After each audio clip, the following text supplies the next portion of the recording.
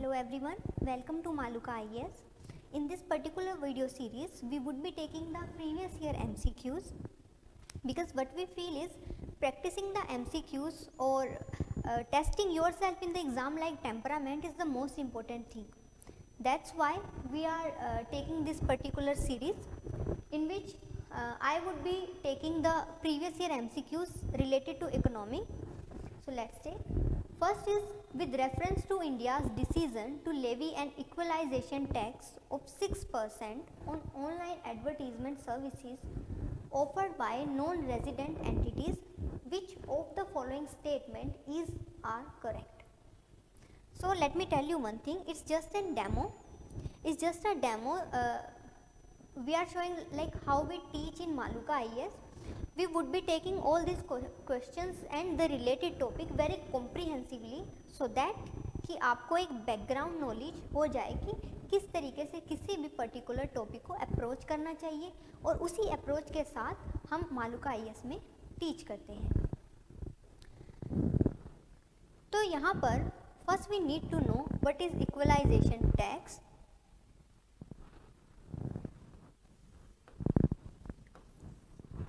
Question ने बता दिया है it's 6%. Fine. 6% on what? Online advertisement services that is offered by whom? By the non-resident entities.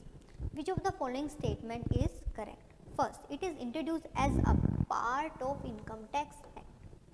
First, we need to understand equalization tax. Is it a direct tax or a indirect tax? Equalization tax is a direct tax. Tell me why and tell me how. Question खुद से बोल रहा है. Tax on whom? Online advertisement services offered by whom?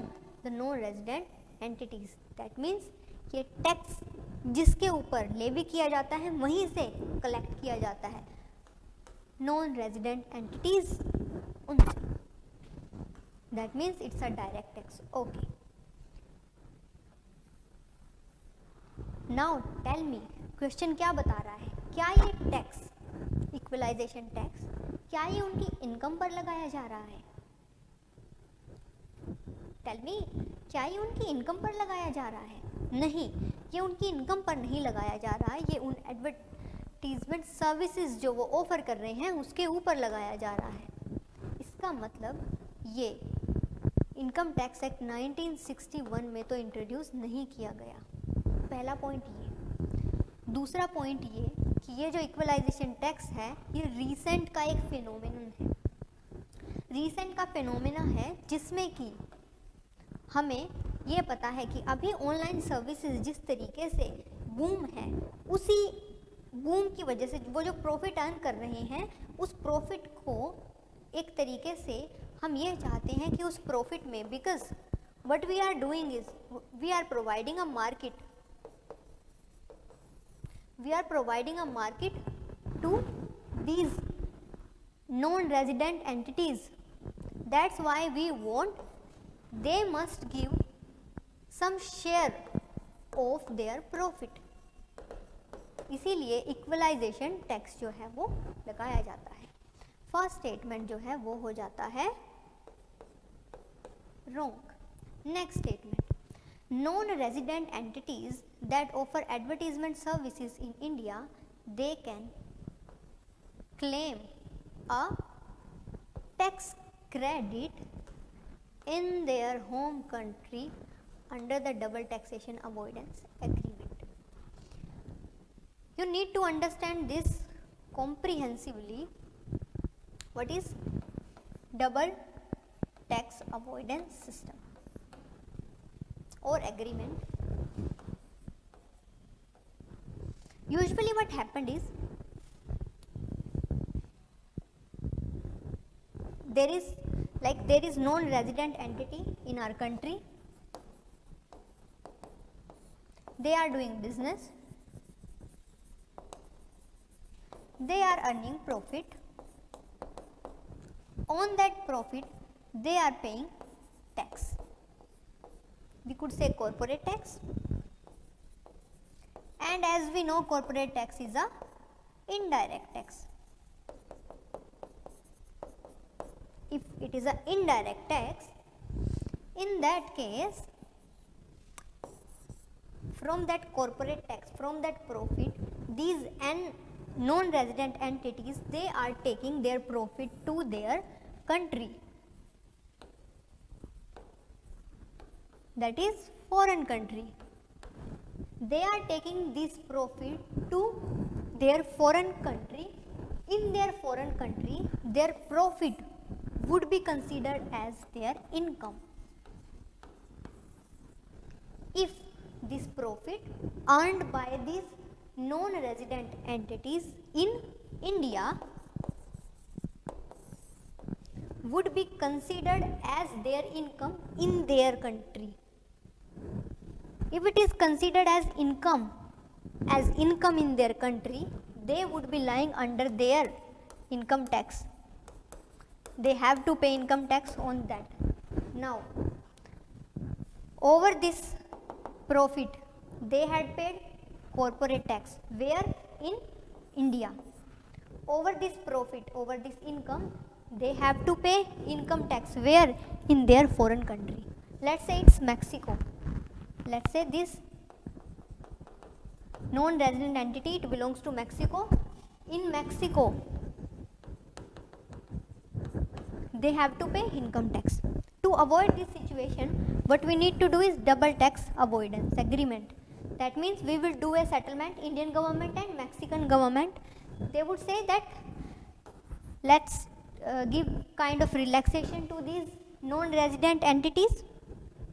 On the basis of that, we would be having an agreement कि किस तरीके से non resident entities को यहाँ पर और यहाँ पर कम टैक्स देना पड़े. अगर यहाँ वो पे कर चुके हैं तो यहाँ उन्हें किसी तरीके का रिलैक्सेशन मिल जाए. ये होता है डबल टैक्सेशन अवॉइडेंस एग्रीमेंट, कि डबल टैक्सेशन एक ही इनकम पर ना हो. बट इक्वलाइजेशन टैक्स जो है वो कोई इनकम टैक्स नहीं है, बस वो डायरेक्ट टैक्स है. वो क्यों लगाया जा रहा है? क्योंकि ये जो नॉन रेजिडेंट एंटिटीज़ हैं वो हमने उन्हें, इंडिया ने उन्हें मार्केट प्रोवाइड की है और वो जो प्रॉफिट अर्न कर रहे हैं उस अर्निंग प्रॉफिट पर they need to pay extra, that is 6%. So if they need to pay that extra, तो उनको ये अवॉइडेंस एग्रीमेंट इसमें तो इंक्लूड करने की ज़रूरत ही नहीं है. जब इसमें इंक्लूड करने की ज़रूरत ही नहीं है तो इसका मतलब ये स्टेटमेंट गलत हो जाती है. जब ये स्टेटमेंट गलत हो जाती है तो हमारा आंसर आ जाता है नाइदर 1 नॉर 2. ओके, सो ये है आपका एक्सप्लेनेशन. नेक्स्ट आ जाता है, we had consider the following statement. Capital adequacy ratio is the amount that banks have to maintain in the form of their own fund to offset any loss that banks incur if the account holder fail to repay the due. CAR, it is decided by the RBI on the basis of Basel norms. So ये statement हो जाता है wrong. And first is right because it's providing a kind of buffer to offset that loss. So first statement is right. So answer हो जाता है 1 only. Let's proceed to the other question. With reference to Indian economy, consider the following statement. The rate of the growth of real gross domestic product has steadily increased in the last decade.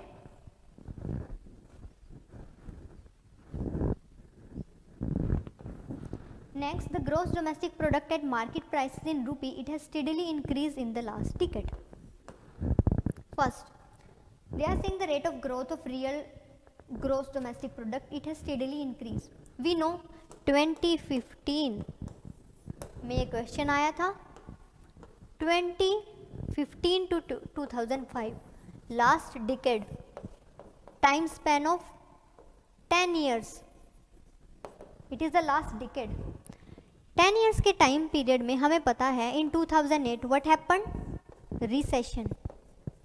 Recession means subprime crisis. If this is so happened in 2008, this is possible that the rate of growth steadily increased in the last decade. There are chances in 2008 it may have reduced. There are chances that it may have reduced in 2008, nearby 2008, and in 2008 it lies in 2008. It lies between 2005 and 2015, means time span of 10 years. That means first statement is wrong. Why? Because in 2008, due to recession, it may decreased only for 1 or 2 years, but it has not increased for the last 10 years. Totally इस 10 years में ये chances नहीं है कि increase ही हुआ होगा. Next आ जाता है GDP at market prices has steadily increased in the last decade. अब if you know you can attempt this type of question. GDP market prices पे इंक्रीज हुआ होगा. सो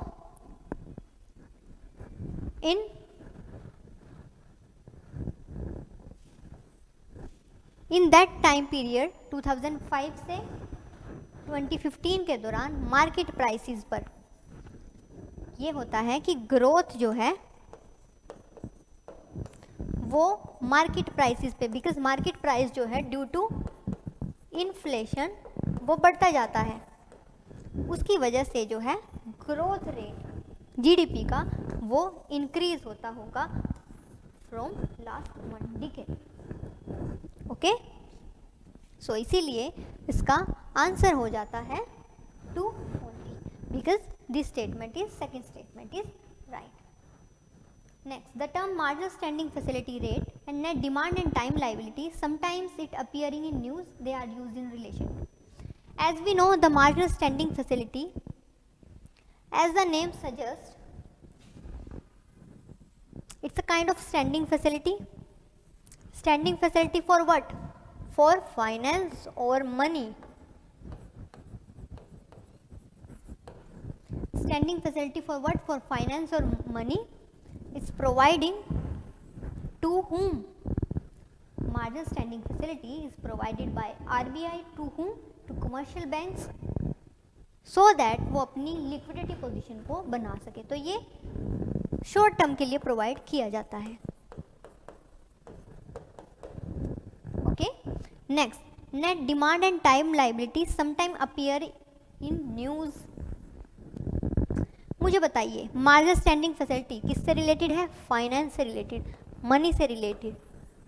टर्म शॉर्ट टर्म के लिए है, बट टर्म का इसमें यूज नहीं है. सो मुझे बताइए क्या ये मिलिट्री स्ट्रेटेजी से रिलेटेड है? नहीं. क्या ये एग्रीकल्चर प्रोडक्ट्स के डिमांड से रिलेटेड है? नहीं. कम्युनिकेशन नेटवर्किंग से रिलेटेड है? नहीं. Marginal standing facility for what?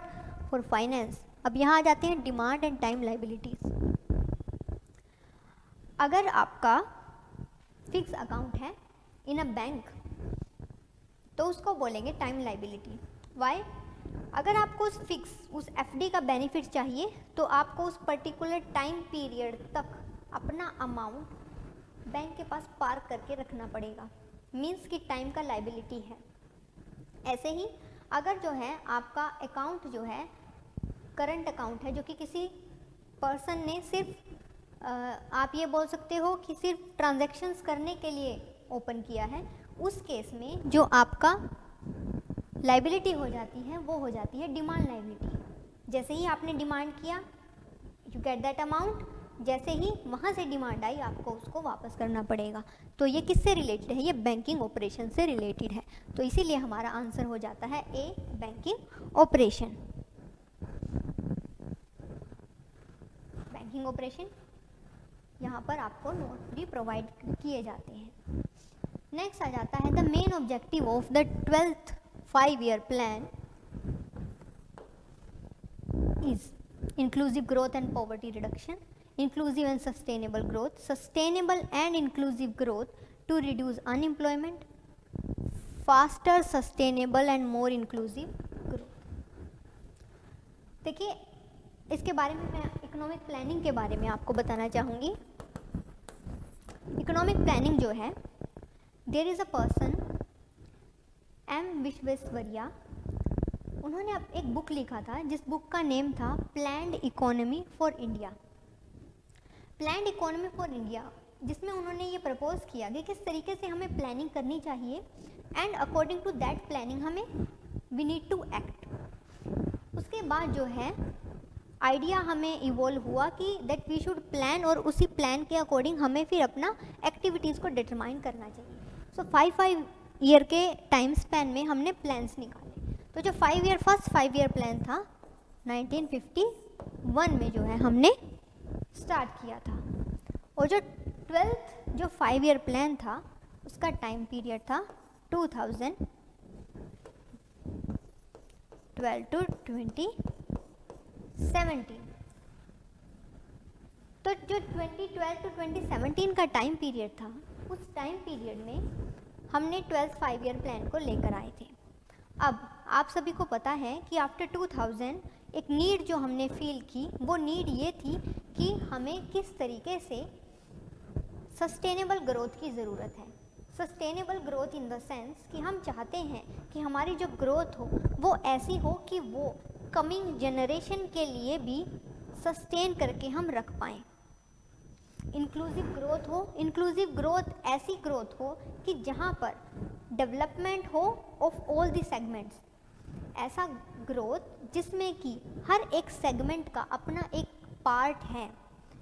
So 12th 5 year plan में अब हम चाहते हैं कि हम फास्टेस्ट ग्रोइंग इकोनॉमी बने, इसलिए हम चाहते हैं हम फास्टर, साथ में हम सस्टेनेबल और इंक्लूसिव ग्रोथ लेकर चलें। देखिए, यहाँ से आप एलिमिनेट कर सकते हैं पॉवर्टी रिडक्शन जो है वो 4th और 5th ईयर प्लान के दौरान आया था।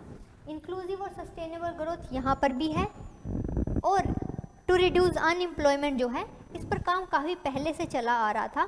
सस्टेनेबल और इंक्लूसिव के साथ ये फिट भी नहीं बैठता। मोस्ट कॉम्प्रिहेंसिव कौन सा है? D, faster, sustainable and more inclusive growth. That's why we would be taking this option as a right answer, that is faster, sustainable and more inclusive growth. 12th 5 year plan 2012 to 17.